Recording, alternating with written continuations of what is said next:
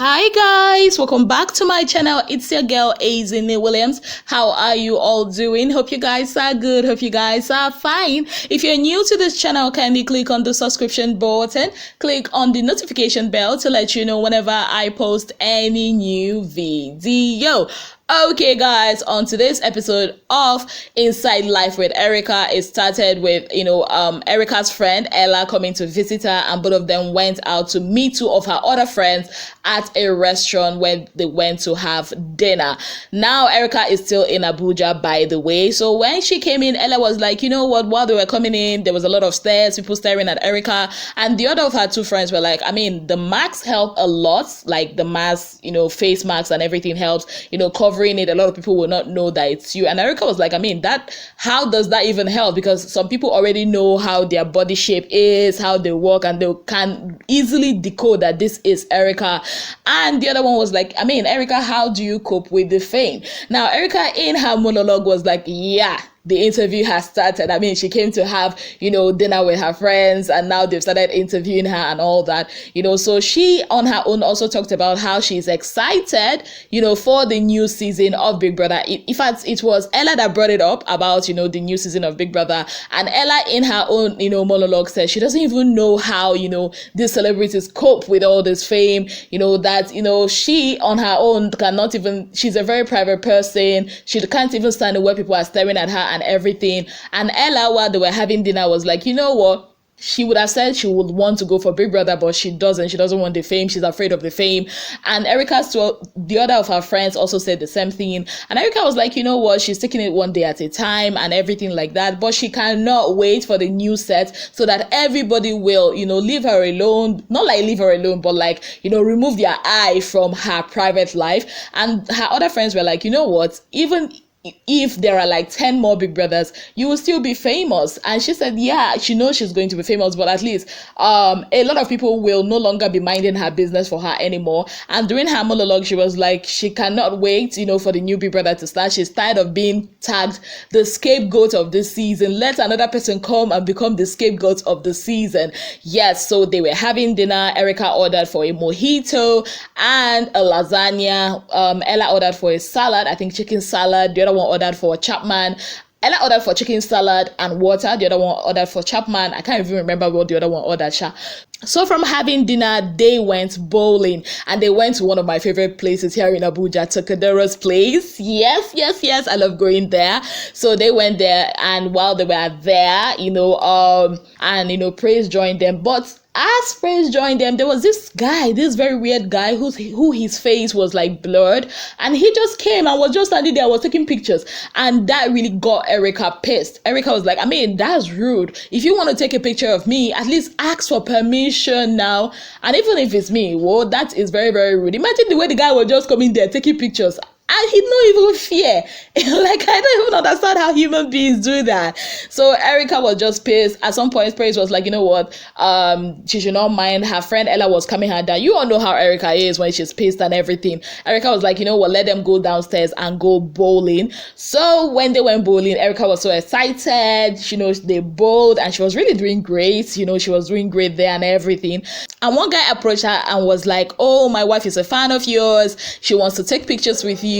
And Erica was super, super excited. She was like, okay. And Erica's excitement during the bowling was something else. She was just acting like a child. When you give a child ice cream or, candy and everything, that was how she was acting. So she went, took pictures, with some of her fans. Then that particular guy came down again. Before the guy came, there was this other guy that held her waist, and she was like, no touching. You can see me, you can look at me, but no touching. And the guy came and was holding her and all that, and Erica was really, really uncomfortable, and the guy was like acting so weird. Praise had to come in between her and the guy and kind of like handle the guy. And Erica was like, let's leave here. I'm so, scared. She's pissed. Is there no security there? And knowing Tokedera's place, there are rare security personnel there. So I wonder why they did not even do anything at that point. Anyways, that's about it. They went on a commercial break. When they came back, Erica was back in Lagos. All her vacation to Abuja is over. She came down to Lagos. When she came down to Lagos, she got to meet with, her management up front and personal. Yes, she actually met up with Kevin and Bukola. I hope I got her name correctly. And of course, a star girl being star girl, she was just, doing yanga. She was just doing, a star girl. Oh, you guys missed me. Oh, without me, everywhere is dull and all that. So, they had a meeting, and that was where they informed her that throughout that month she is booked back to back to back, from commercials to photo shoots to sets, movie sets. And Erica was like, can you people just give me a break, like 2 days, let me sleep? And Kevin was like, if it was up to him, he wouldn't even give her any chance, but don't worry that Bukola has handled it, and that was it. Bukola said she had like 2 days to relax and everything, but she is actually booked. And Erica also told them about her skincare line that she's also thinking about starting, and while they were discussing that, Erica was like, hope you have collected money, hope you guys, those people have paid. And Kevin was like, of course, now don't worry, very soon you're gonna get your alert. I'm like, that is the kind of language me I like to hear. Anyways, when they were done with the discussion, Bukola took minutes of the meeting and everything. So it was, Kevin now suggested they go for lunch, and Erica was like, you know what, Kevin is gonna pay, bills is gonna be on Kevin, he is going to pay. So yeah, that was it. Then they showed us the next day.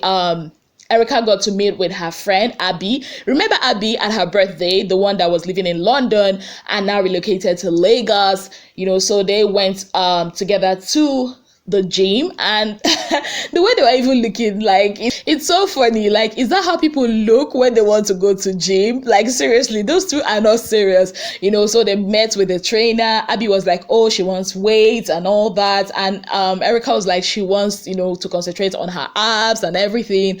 And trust me, people of God, it did not even take how many minutes that the trainer gave them to do like high knee jump or something like that. I've forgotten what they call it. They just said they were tired, and at some point the trainer was like, okay, let him give them some time to relax. So while they were relaxing, they started gisting, and Abby started asking her about her love life. Yeah, and Erica during her monologue was like, oh my goodness, they are trying to relax, and now Abby is now querying her about her relationship status and everything. And according to Erica, she says she's too busy. I mean, back to back work and everything. So she's really, really busy, that even if she wants to go back to the dating pool, like, she doesn't really have any time to do that and everything. And Abby was like, you don't want to, Abby, you don't have time. Don't worry, I'm gonna set you up with a blind date. And Erica during her monologue was like, that Abby is actually starting to sound like her mom. I mean, if you are a Nigerian, you already know how that is, how moms want to set you up with any guy they feel is going to be a potential partner. So she said that is how Abby was sounding at the moment. But Abby was like, you know what, I'm still gonna set you up. And Erica was like, hope he's good looking. Abby was like, excuse me, I'm not gonna hook you up with a guy that is not cute.